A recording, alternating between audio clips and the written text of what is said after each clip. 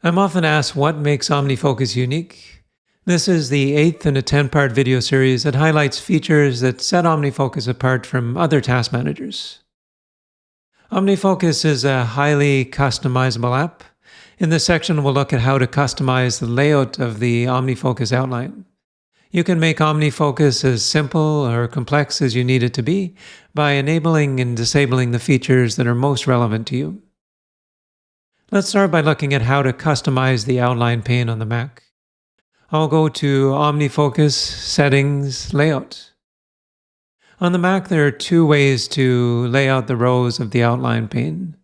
In Fluid Layout, the title is displayed in the first line, and additional fields such as project, tags, and due date are shown in the row below the title.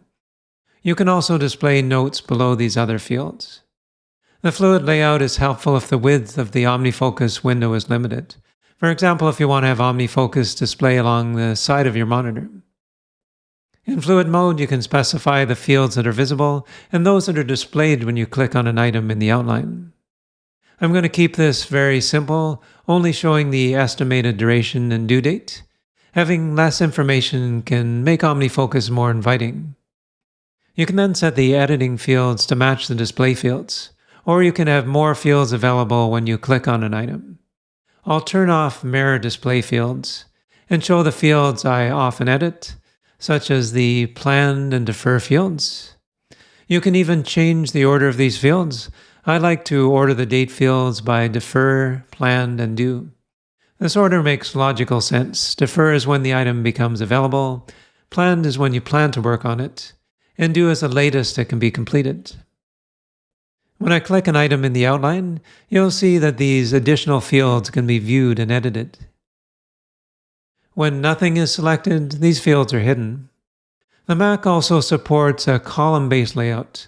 Let's go back to the layout settings and switch the default row layout to columns. You can choose what columns are displayed and the order in which they're displayed. I'll check the fields I use most frequently, including the 3 date fields we covered in a previous video. Whether you're in Fluid or column layout, you can access any or all of the fields using the inspector. It's worth noting that the inspector itself can be customized.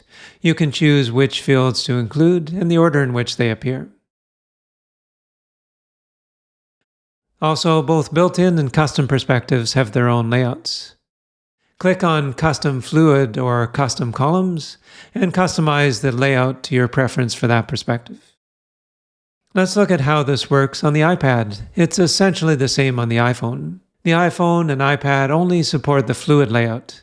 This makes sense as column-based layouts typically won't work very well on devices with smaller screens.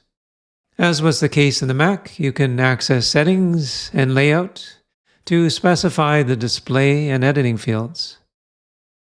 I'll set the display fields to project, estimated duration, and due date. Next, I'll set the editing fields. I'll turn off mirror display fields and allow for editing additional fields. As is the case on the Mac, you can reorder these fields. The outline view shows only the essential information.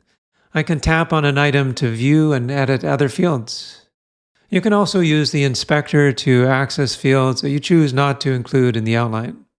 You can determine what appears in the inspector and the order in which these fields are displayed.